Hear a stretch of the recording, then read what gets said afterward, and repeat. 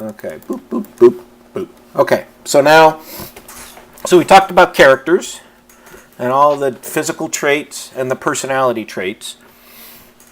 Now, also for your character, they need to go through what's called a character arc, where they're going to struggle with some problem and they're going to learn some lesson through your story. And hopefully that lesson is going to help them defeat the bad guy. That's the goal for the writer, to figure out how to do that. And when you come up with your protagonist, your hero, it's really important that you make them likable because you want the reader to cheer for them. But if they're a perfect hero, think of Superman. If Superman was perfect, you don't really cheer for him that hard because he doesn't have that much to lose. So you need to give your character some sort of internal flaw to them so that they have a problem they need to solve and the reader will root for them to solve it. And Superman is a great example because Superman is super, right? That's what his name is. But what's Superman's internal flaw? What does Superman want?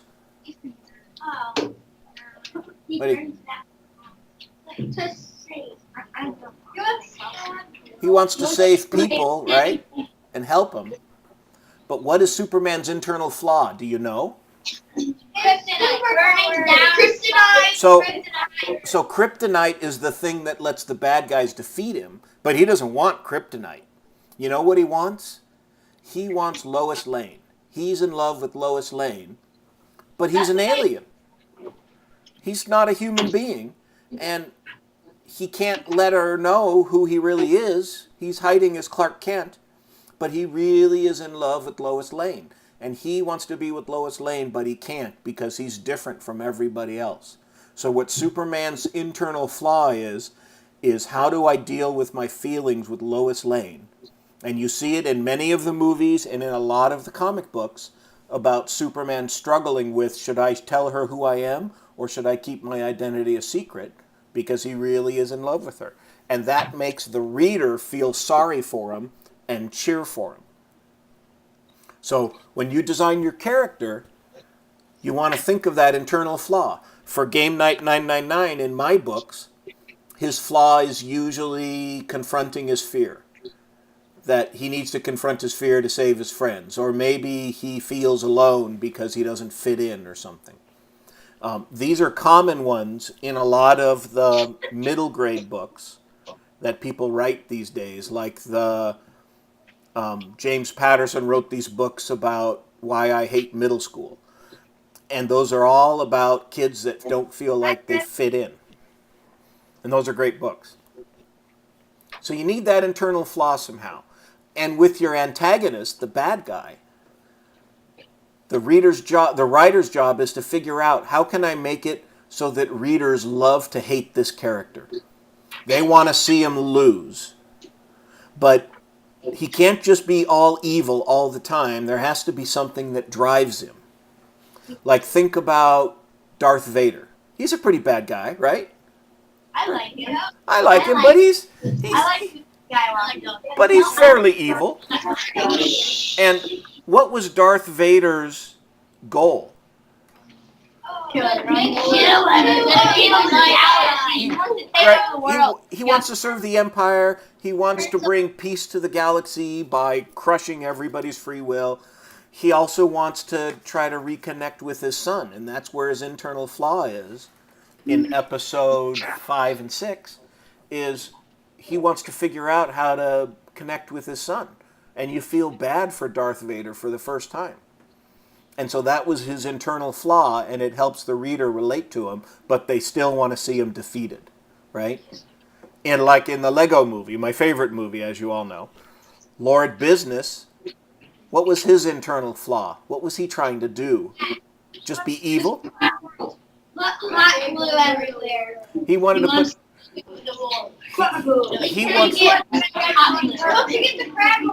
So he wanted to use the Kraggle to put glue on everything because he wanted to bring order to the Lego world.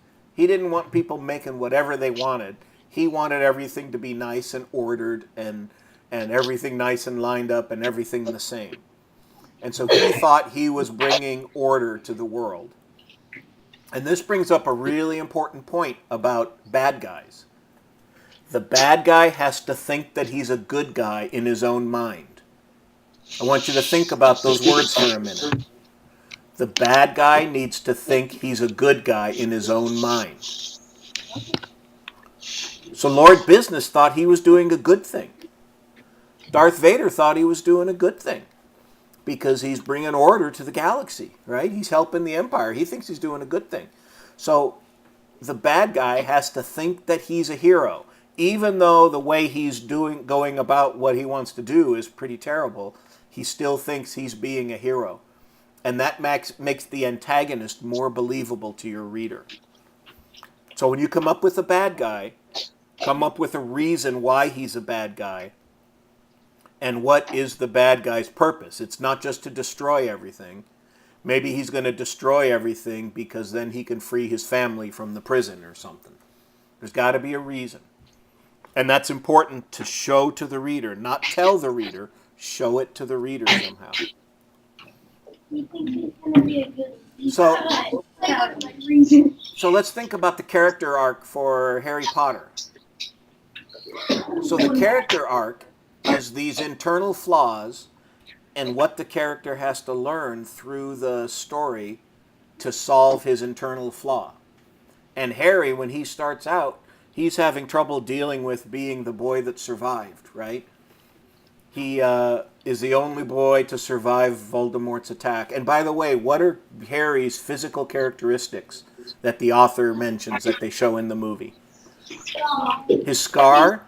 And I also think about his glasses. His round glasses are very characteristic that you recognize him all the time, right? So in the books, you hear them mentioned about the glasses and you hear them mentioned about the scar a lot. Those are his identifiable physical characteristics.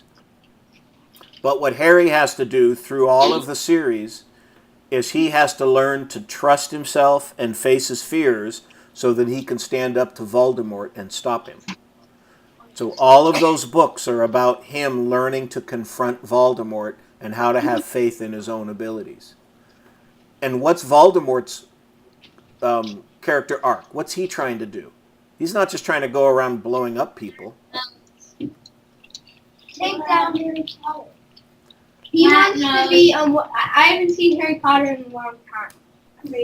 He just wants to have Harry Potter. So, he wants to kill everything. So I think he wants to destroy Harry Potter because Harry Potter survived, right? But he also wants to take over the wizarding world and then enslave the Muggles because he thinks the Muggles are insignificant little creatures. So his character arc is, and his goal is, he wants to take over everything so it's good for wizards. That's where Voldemort thinks he's a hero in his own mind. He thinks he's doing good because he's trying to take over the world for the wizards and forget about the Muggles. Who cares about them? So that's what Voldemort is doing. So character arc is hard, and I will frequently have a hard time with this when I'm writing a book, and many times I won't understand the character arc until I get done with the book. And I'll get to the end, or I'll get to some point, maybe the midpoint of the book, where I'll suddenly realize what the story is about. You know, oh, this story's about making friends. Okay, I got it now.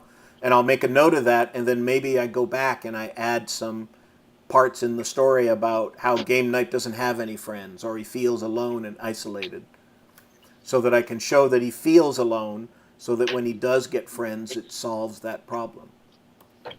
So the character arc is actually way more important than your plot, because the character arc is what people will remember, and the character arc will teach the reader something. And the plot is just kind of the outline that you use to teach this character lesson. So character arc is important, and character arc is hard. And it just takes a lot of practice to figure out how to do it. And I'm still learning. Now your character's goal. This is kind of part of the character arc. They need a goal for them to pursue.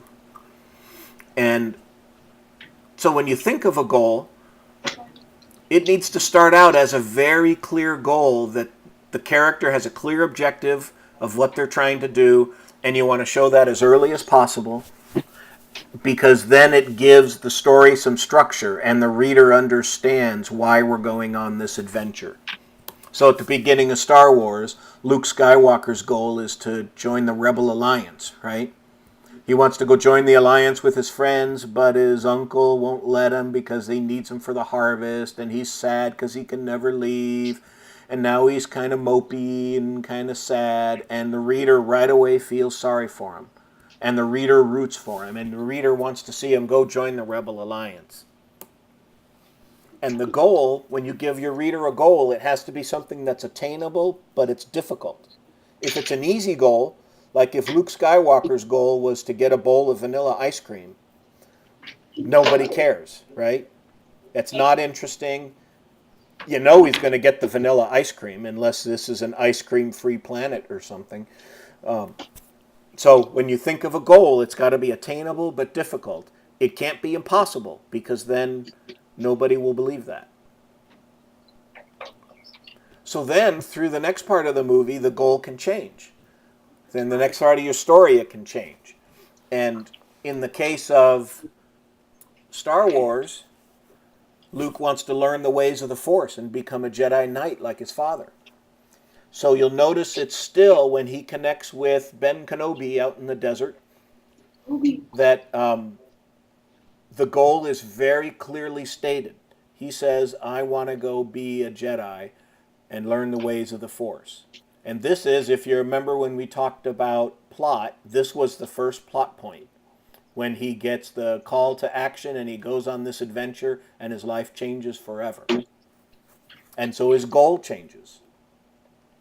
And so now you're wondering, with this new goal, will the hero be victorious or not? And so you want to present it in your story kind of as a mystery. How is he going to do this? Because this seems really hard, but still attainable. It's not impossible. And then lastly, the goal changes, where he has to destroy the Death Star or all of his friends are going to be killed. So the goal, again, is very clear and specific. It's hard, and it's critical, but we don't know how he's going to do it. But it's got to be important and critical. The stakes have to be high, or the reader isn't going to care. So again, if his final goal was to destroy, not to destroy the Death Star, but to get chocolate sprinkles on his ice cream, nobody's going to care. And if that's the goal, the reader's going to put down your book right away. So you want to think about the goal, which is part of the plot, which is hopefully part of the character arc, that's going to make this interesting for the reader. Now notice here, the really great thing about the Star Wars story. He started out, his goal was join the Rebel Alliance, which is a good goal, not terribly frightening, to becoming a Jedi, to destroying this gigantic battle star, the Death Star battle station. His goals got harder and harder and harder. So the story added tension by increasing the stakes on the goal and increasing how dangerous this was. That's one way to add tension to your story, is you make the stakes higher. You make the level of danger and level of difficulty greater. And that was a great way they did that in that first Star Wars Episode 4. Now, tension.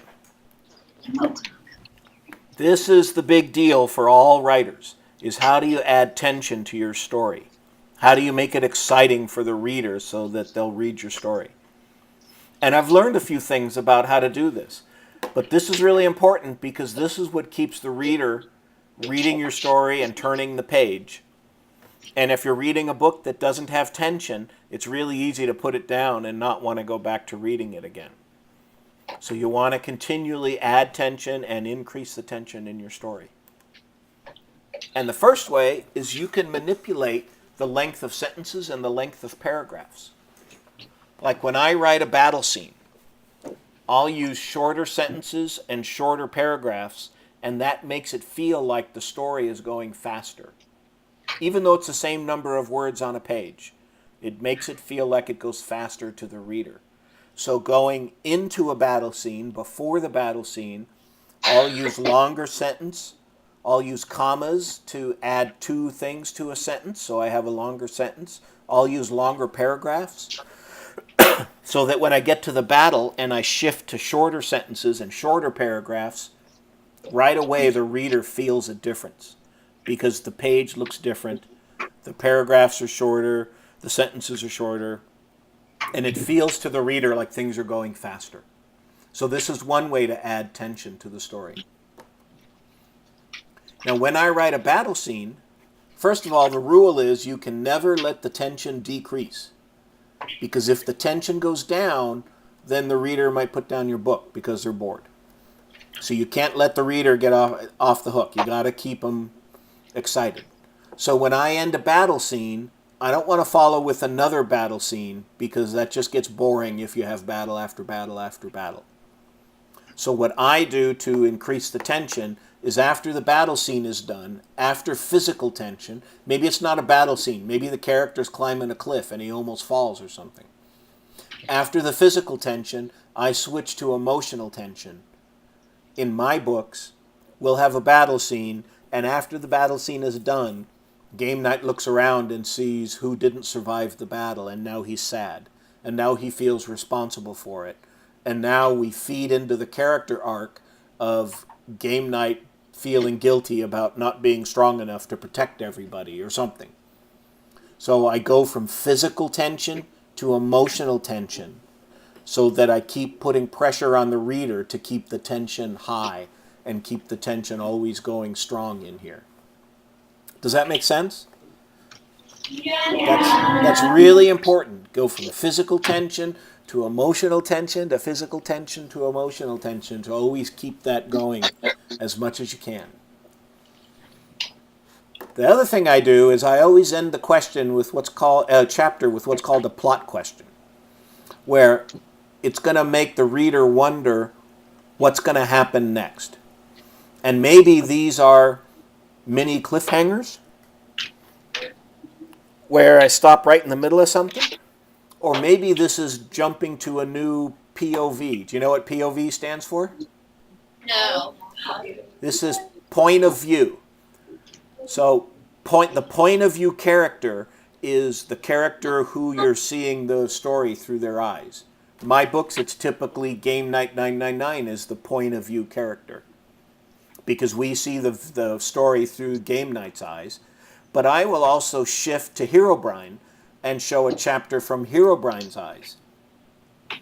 And so I might have Game Night, he's walking along and he sees a big scary cave and he knows he's got to go in. And so I'll say, and then he's going to go into the cave. And instead of showing you what happens in the next chapter, I'll jump to a chapter with Herobrine. And so the reader has to read through a whole chapter before they find out what happened to Game Night going into the scary cave. So it kind of keeps that cliffhanger dangling there while I'm giving him something else and showing him something else that's going on. And I'll show you some examples of a bunch of cliffhangers I just put in the book I'm working on right now. And lastly, this is super important, is your verb choices can really help you with tension. That instead of saying run, instead of he ran across the field, he dashed across the field. Instead of saying Billy stood, Billy shifted nervously from one foot to the other. The verb choices can help a lot in your passages to crank up the tension and keep it really exciting. And this is hard, and this takes practice, and it takes developing your vocabulary or using a thesaurus. Do you remember what a thesaurus is? Yes. Was that a yes or a no? Yes. Oh, okay, it sounded like a yes. So if you go to thesaurus.com, or if you right-click on a word, sometimes you'll have a thesaurus or a synonym thing that can show you what you can choose. The important thing is you want to try to use all of these things to keep tension high. If you keep the tension high, then the reader's going to be excited. You never want to give the reader an excuse to put down your book. You want to try to force them to read that next chapter, even though it's late at night and they're tired. You want them so excited, they're going to go read the next chapter. And that's the goal. So here, let me give you an example of a plot question at the end of a chapter. So I was writing this chapter, and usually my chapters are about 8 pages long or so. I found that's a good length of chapter for my writing. And so that's what I shoot for. And I was on about chapter 6 when I got to this ending here. So let me read this to you. "What's wrong?" Watcher asked. "Why did you stop here?" Blaster glanced at him, then pointed with one of his knives. Standing in the forest were 3 zombies, each wearing magical gold armor, their helmets looking like the heads of different monsters, an Enderman, Evoker, and Wolf. Erlan moved next to Watcher and moaned with fear. "The 8 are here." "I only see 3 of them." Game Knight glanced at his friend. "Are there more hiding?" "3 is enough for what they came to do," Erlan whispered. The rest of the villagers entered the edge of the pristine forest, their weapons drawn and ready. They completely outnumbered the 3 magical zombies, yet the trio seemed unconcerned. "Let us pass and you will not be harmed." Watcher tried to fill his voice with confidence, but it cracked with fear. The zombie with the wolf helmet smiled a toothy grin, then drew his golden short sword and banged it against his shining chest plate. Instantly, a deep growling sound filled the tree-lined passage behind them. Glancing over his shoulder, Watcher spotted 3 gigantic wolves fill in the wooded passage behind them, their fur bristling, eyes filled with a thirst for violence. They were surrounded. "The Wither King, Krail, sends his regards," the zombie warrior said, his voice matching the expression on the creature's face, that of hatred for Watcher's very existence. He pointed his razor-sharp sword at Watcher, then shouted a single word. It was deep-throated and guttural, as if growled by some kind of ancient beast. The word filled with malice and a promise of pain. "Attack!" The zombies and direwolves charged, gold swords and sharp teeth gleaming under the afternoon sun. Okay, so that's the lead-in to a battle. I'm on page 6. I have to decide, do I put the battle in here, which will probably take 2 pages, and I'll hit my 8-page length, which I try to shoot for, or do I stop there and put it in the next chapter? Yep. I purposefully stop it here so that that's going to force the reader to go to the next chapter, and the next chapter might be a little longer, but I don't care because I raised the tension and I'm trying to force the reader to turn the page and go to the next chapter. So this is a way that I very frequently end a chapter, is right before a battle starts. So now here's some other short little examples of ending with a plot question. "Come on, everyone," Cutter said, his booming voice startling the rest of the villagers. "We have a labyrinth to go through and then some zombies and a wither to destroy. It won't get done if we stay here."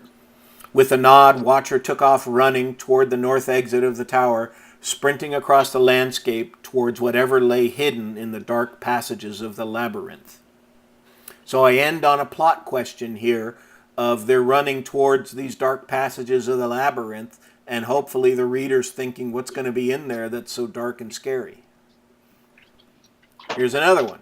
"Yeah, let's get some equipment and get ready." Watcher tried to sound as confident as Cutter, but it was difficult, especially with the images in his mind of the Broken 8 storming through that village. They were like an unstoppable force of nature. Would their band of warriors be strong enough to weather that storm? For better or worse, they'll find out.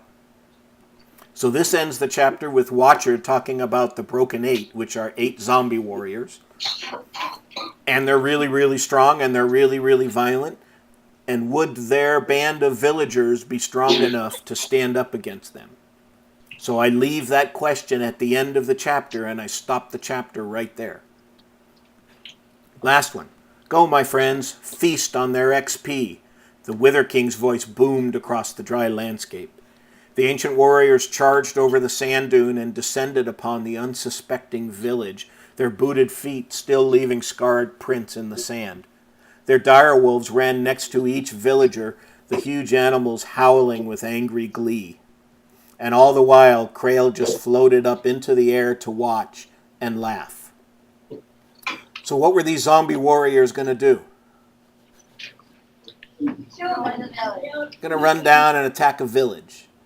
And so I end the chapter here right before they attack. So I ended on this plot question. But now the question is, do I need to show those zombies attacking the village?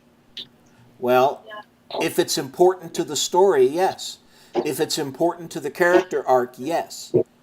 In this case, it doesn't add anything to the story. I just want to show that the zombies and the Wither King named Krail are mean. And I want the reader to learn to hate these creatures. So I actually never show this battle. And this is an important lesson I learned around book 8 or 9, is you don't have to show everything in your story. You can trust the reader to be smart and figure it out. So here, I say the zombie warriors are going to charge down at that village and attack. And then I never show the attack. The next chapter shifts to Watcher's point of view, to the good guys. And the reader is going to figure out that they went down and destroyed that village. I don't need to tell them that, because the readers are smart, and you need to trust your readers to be smart and figure some of these things out. Okay?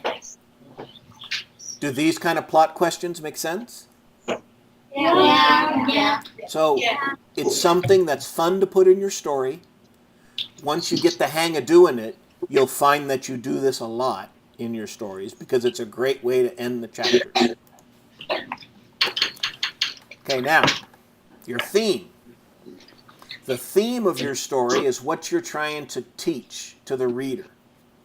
Every story needs to teach something to the reader, or it's not worth reading.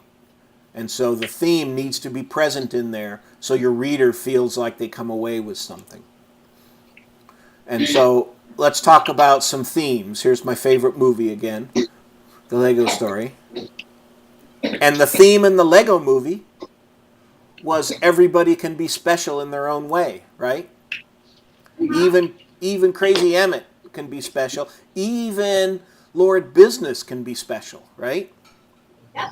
Everybody can be special in their own way. That was the whole purpose of making this movie, was to teach people this. And Harry Potter is a good versus evil story, but it's really about who am I really?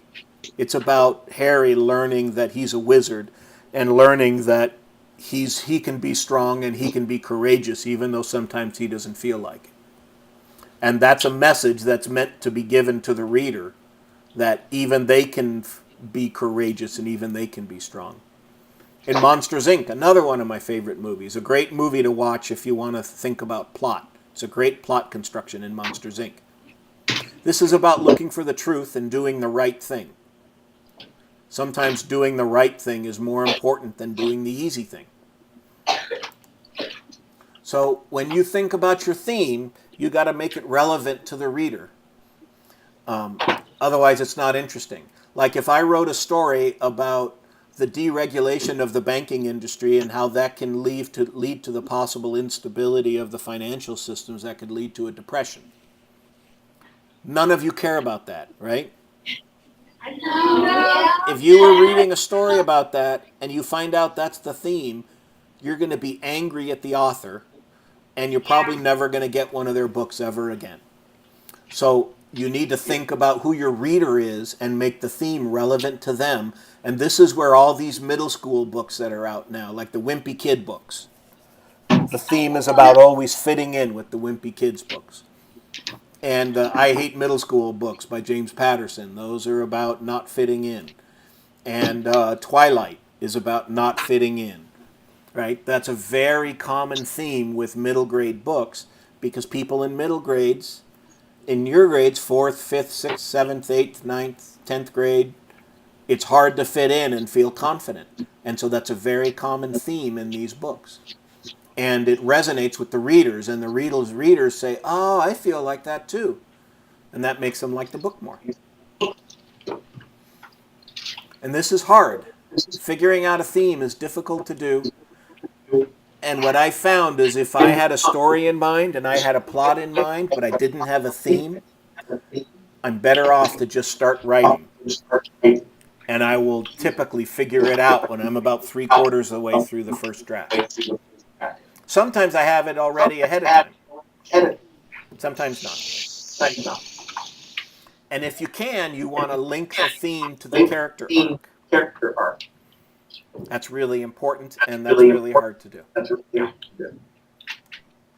Okay, so the theme is why your readers are reading the book, and you want to put time into this so you can make it worth your time.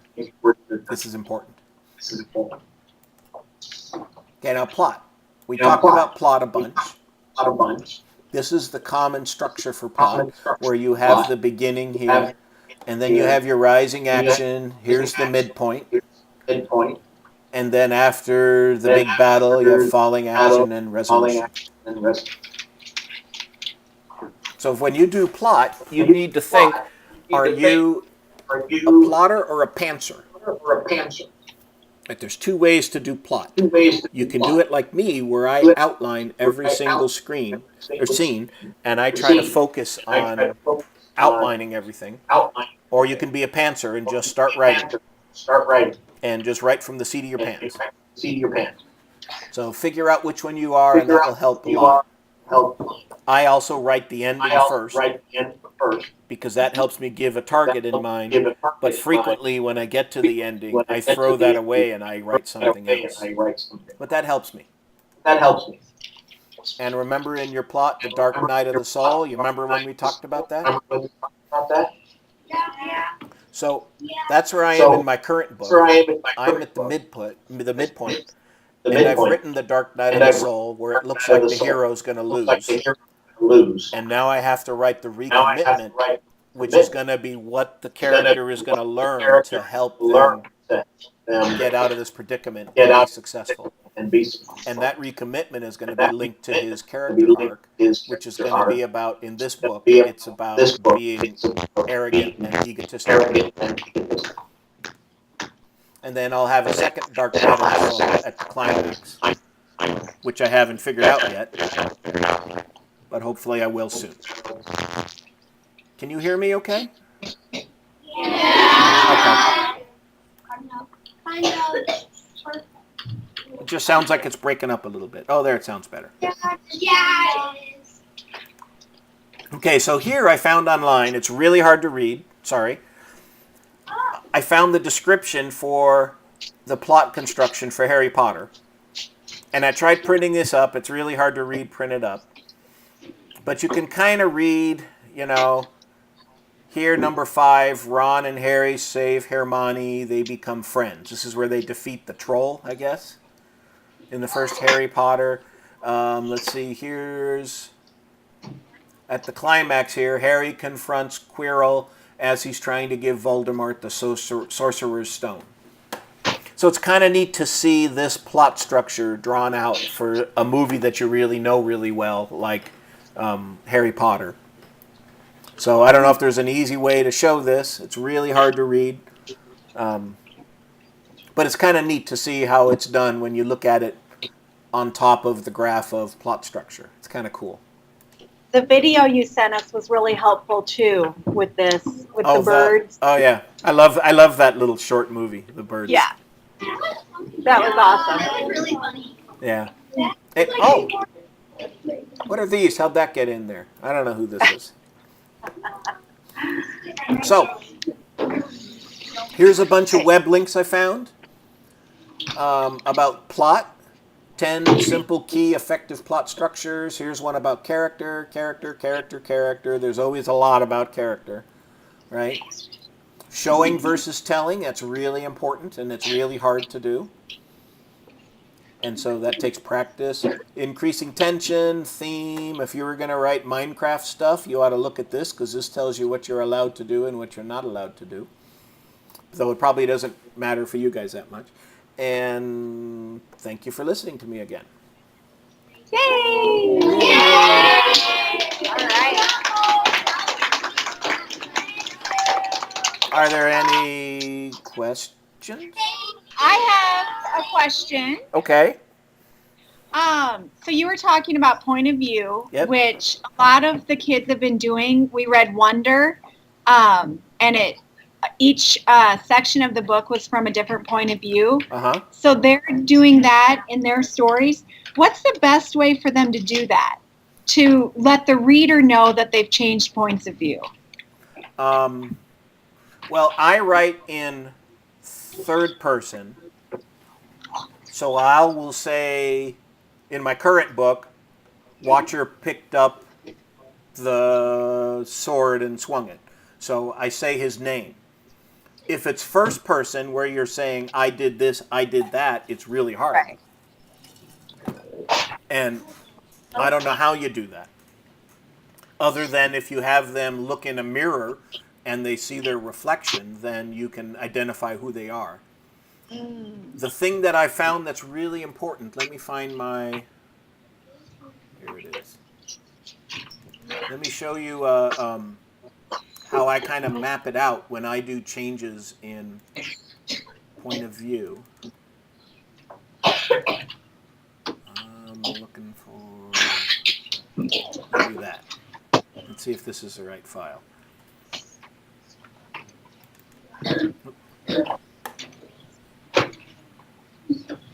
It's opening. There we go.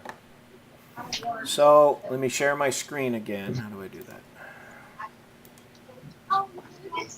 Oh, you can still see it? Okay. So here's my book number 18.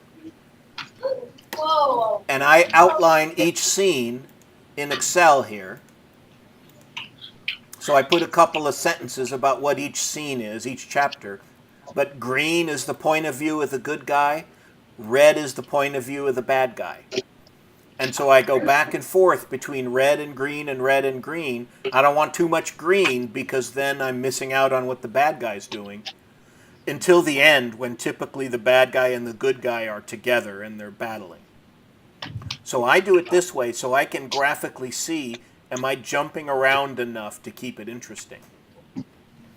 But I also, here, this first one is from Game Night's point of view. So I talk like Game Night. The second one is from Entity 303, who's a bad guy, his point of view. So when Entity 303 looks at the clear blue sky and the bright, fluffy clouds moving across the landscape, he hates it. So he might say, Game Night might say, the blue sky was pure and clean and it made him feel like the land was full of life. And Entity 303 would say, the terrible sky was blue and featureless and it was pathetic the way it made everything light up.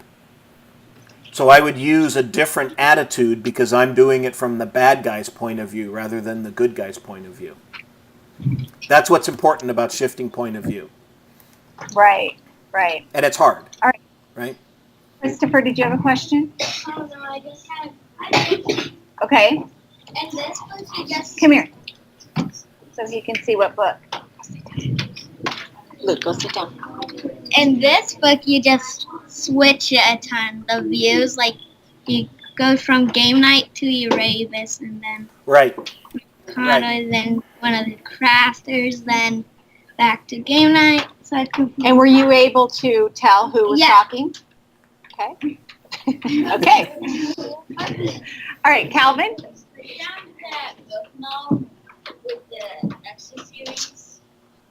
I couldn't hear the question.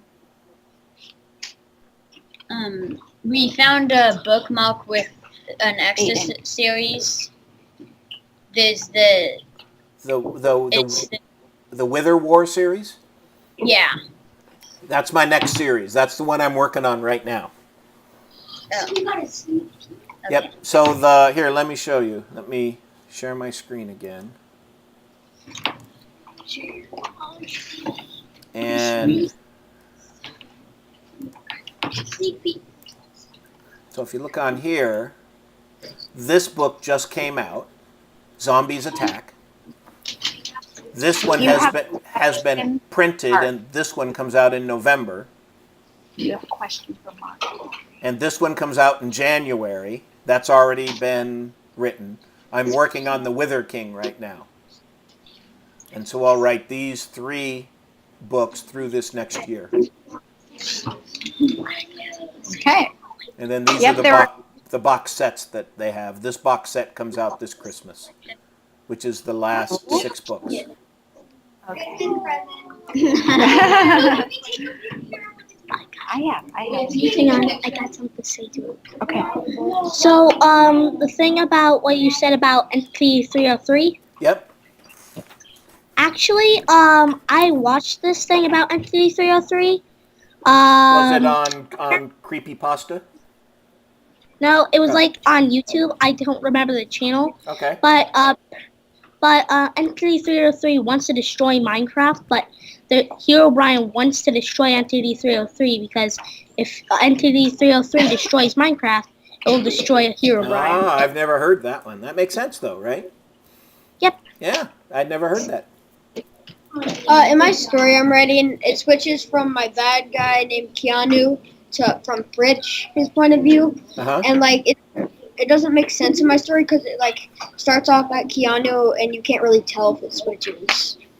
What do you mean you can't tell if it switches? Because it like starts off as Keanu and then All right, I have frequently started my books out from the bad guy's point of view, and that's okay. Are you doing it in first person where you said, I walked out and punched the tree, or are you saying Keanu watched out and punched the tree? Are you doing third person? first person. First person? So switching point of view with first person is really hard because the identifier is always I, right, in dialogue. But so you would say, what's the bad character's name? Keanu. Keanu.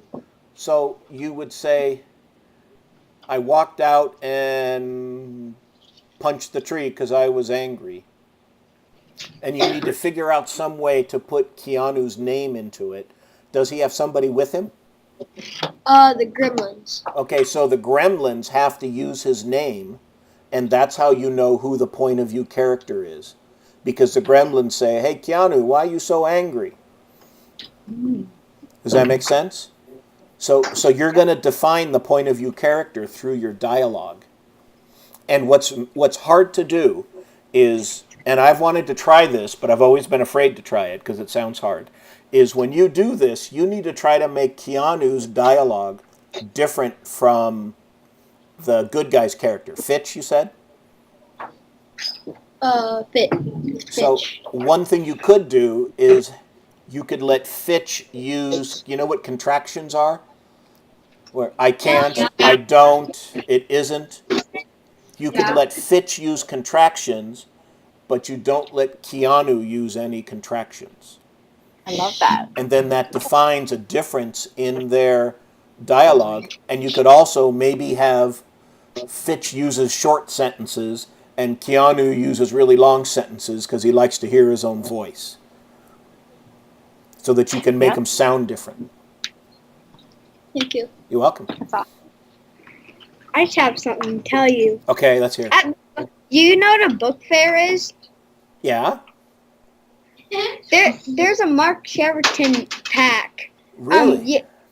Yeah, there's a pack of your books. Somebody took my books and brought them to your school? Wow. I hope they bring them. I hope they bring them back. And you bought them. Awesome. Okay. Cool. Yeah. Thank All you. right, Zachary. Can I ask you this? Can Okay. I ask him what editor he uses for the books? Yeah. What books? Like, you know the editor thing they make to make the book? Yeah. What's that software called? That they make the books. Yeah, like they make it into books. Well, I write my books in Microsoft Word, Okay. and then the publisher uses Word, and they make edits, and we go back and forth and fix all the mistakes, and they Yeah. make recommendations on how to make it better. And then once it's all done, they use something called Adobe Acrobat, Oh. and they put it into some kind of, they use So they make it look exactly like it looks in the book, with this fancy fonts and everything. Yeah. I don't know what that software is because I don't own that software because it's expensive to buy. They use that, and then that's what they send to the printer, and then the printer uses that software to print the book. Okay. Thanks. You're welcome. Why is most of your good guys characters' names is like Watcher and Planter, like stuff you do on Minecraft? So when I started writing the books, I think you know I used to be a scientist, right? Yeah. And so I need things to make logical sense on why things are the way they are. And so I wanted to come up with what's a logical reason behind how these people would be named in Minecraft. Because if you suddenly awaken in Minecraft and you're a woodcutter, you're not going to name yourself Bill, right? Or Jim or Ricky, because those names we get in our society, a lot of our names come out of the Bible. And so a lot of them come from there. And so in Minecraft, where would they get their names from? They wouldn't have William or Mark or Jacob or anything like that because those are all biblical names. So I thought, how would they name themselves? Maybe they would name themselves by what they do. So I just made that choice. It was not a good choice because how many different things can you have? How many different jobs in Minecraft? You can have all of them. You can, but you got farmer, stitcher, digger, cutter, wood carver, fencer. I'm starting to run out of ideas now. Baker. That was 8. And I've run out of ideas already. So do I want to have another baker in another story? Well, I had a baker in one story. So after 18 books, I started running out of names. And that made it really difficult to come up with names of creatures. But that's what I did. So that's why. Like, I also made up a rule for how zombies are named, right? Yeah. I tried to make up a logical pattern, a logical set of rules for how they're named. Just because that's how I am. Okay? How do you think of a new book when you write? Sometimes I have a hard time thinking of it. And so I go into Minecraft and I go exploring and I play around and think of something. For the current series that I'm in, I've never written about withers. I don't know if you've ever tried to battle a wither in Minecraft. They're pretty hard to fight. And so I've never really played with them very much. So I decided I was going to write a story about withers and the Wither King. And I went into Minecraft and I made some withers and I started battling them and thinking about what would a final battle look like for a wither and how would you fight them. And as I play Minecraft, I just started thinking of new ideas for stuff. And that's how I do it. You're welcome. If you were going to write a story and you're in first person, would you if you asked a question to someone in your story, would you say I said or would you say I asked? Well, the thing with dialogue, said is like an invisible word to a reader. The reader doesn't care if you use said a lot. But if you use asked a lot, the reader would notice that and be distracted by the word asked being present a lot. So I was told by a writer who's super famous and who's really good, that you should always use said and don't try to mix up said with something else because the reader thinks those words are invisible and they don't care. But usually I'll do the same thing as what you do. I'll put in asked if they're asking a question, but I do it very rarely. I don't do it very often. Thank you. Good advice. Can I ask the second one? What books are in the blue box set? The blue box set are in, oops, I'll show you.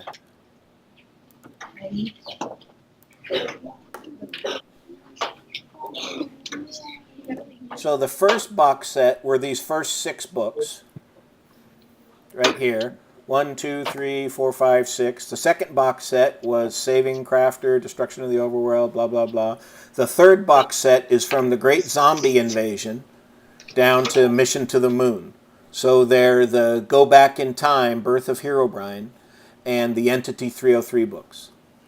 Would there be a fourth box set? Yep, the And fourth. when would it come? The fourth box set would be these here, the ones with Watcher in the Farlands and the Wither King series. And when would they come out? And the so box? I've slowed down. Instead of a book every other month, I'm doing them every 3 months. So that means next year there won't be a box set, and it'll probably come out the year after that, probably for Christmas. Or maybe the publisher will bring it out ahead of time. Usually the publisher likes to bring box sets out at the end of October because they want to hit the Christmas rush. Yeah. Okay. But I won't be done by October 2018 with this book yet. I'll still be writing it. And so they won't publish it till sometime 2019 probably. Okay. Okay? So in my book, I'm kind of stuck because I'm in a place where they are like, they just figured out the problem and now they're like all done. Well, the person is all done with it. Should I make another book but they go on a different adventure, or should I end that book and just don't? So are you saying whatever the problem was, they've solved it and defeated the bad guy and now they've gone back to life as normal? No, they haven't yet. They're still working their same cop jobs, but I don't know if I should have there be if the bad guy comes back or something happens. I don't know if I should have another. Well, you certainly could because you're the author. You can do anything you want, right? When I write my books, I write them in sets of 3s, and I always let the good guy get away at the end so that I can write another book because I like doing books of 3, a 3-book series. So you could have the bad guy get sent to jail, and then in the next book he escapes, and now he wants revenge. Right? And that could be a cool story for the next one. Okay? Okay. How many series are you gonna write? Well, I'm probably going to keep writing until my fingers fall off. So my plan is, I will show you my plan, because I think you've heard some of my plan. I'm going to write these last 2 Minecraft series, and when I finish the Wither Invasion, I'm probably going to write something that's non-Minecrafty. About the giant? And I talked with you about the giants. Yeah, that sounds good. And does. I have the book that I want to write, I haven't told you about, is called The Giant's Giant. And it's about a human who is really, really big and tall. And so people think he's dumb, and people think all he wants to do is fight, and people think that he's not a nice person, when all of that is wrong. And there's a giant who's really small compared to giants. And so the little giant is treated badly by all of his friends because he's so little, but he has some really cool abilities. But nobody knows it because everybody treats him so badly. So the big human and the little giant, they have opposite problems, right? One's too big and one's too small. They're going to get together and they're going to go on an adventure and they're going to learn about each other. And so that's the story I want to write, The Giant's Giant. Cool. That sounds cool. I think it'll be fun. Thank you. But what I was told to do by my agent who helps get the books published is, what she told me was I should create a world where I can write a lot of different stories using a lot of different characters. So I have The Giant's Giant. I have the story I told you about the giant going into the underground world. I have a story about the tree folk, and they're kind of like tree elves. And I have a story about them in mind. And I have a story about the merfolk, the people that live underwater. All of these people are in the same world, and they'll all interact together.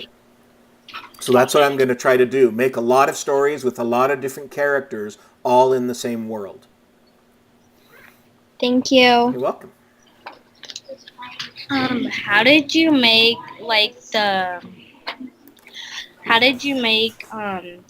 covers of your book? So the covers are usually made, they have an artist that they hire. And the editor who edits my book me and him will come up with some ideas of what the cover should look like. And then we'll tell the artist, and then they'll do all the artwork and they'll draw it. And they'll send me a sketch, and I'll say, I like this, I don't like that. And then they'll fix the sketch, and then they'll color it in, and we'll talk about colors. And then they have somebody at the publisher who puts the words on the front. So there's a whole bunch of people that do it. I don't have to do it anymore. Okay, we have 3 more, Mark, Okay. and then we'll let you go. What are the black things in your ears? These? Yeah. Oh, those are my headphones so I can hear. If I use the speaker on my computer, it creates a really strong echo through Skype. And so I found I have to use the headphones, and there's a microphone right here. Hear that? So that's the microphone that picks up my voice. Okay. That was a great question. How do you know your final setting for the last battle? Well, I don't always know. I try to guess what it's going to be like, and I try to think about it. If I were sitting in a movie theater, what would I want to see? So for my book right now, I'm trying to think what the final well, I don't really know what the final setting is right now.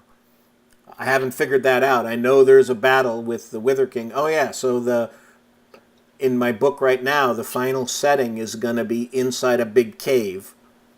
And the goal for the Wither King is to release the Wither army so they can go destroy everything. And the Wither army is trapped in a cave. And so the final battle will be inside that cave. And Watcher has to use a set of elytra and fly around all of these withers that are stuck in the cave in order to battle the bad guy and escape before he gets trapped in there.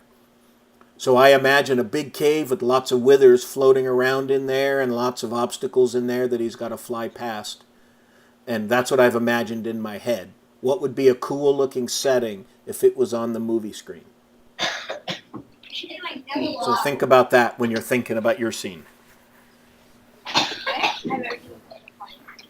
Do you know what characters are in the book that's coming out for at Christmas? The characters that I have in the current books right now, the one that you saw on the cover, and you have that Zombies Attack book there in your classroom, right? Yep. That's Watcher on the cover, and there's a girl named Planter, and there's who's going to be everybody's favorite character, Blaster, because what do you think Blaster likes to do? He likes to blow things up. Yep, so everyone likes Blaster. He doesn't do it that much. I know, he doesn't in that first book, but he does in the others. And then there's Erlon the zombie, and there's Cutter the big warrior. And I think that's about it. So those are the 5 main characters that are going to be in these next 2 series. Okay, thank you. You're welcome. Okay, Mark, any last words of advice for NaNoWriMo? Keep writing. And if you and what's the rule if you get writer's block? What's the rule if you get writer's block? What did Mark tell you? Keep writing. Keep writing, and if you're stuck, start making a list of what's not going to happen. Make a list of what won't happen, and eventually you'll figure out what will happen. Good. All right. I can't wait to see what you guys write.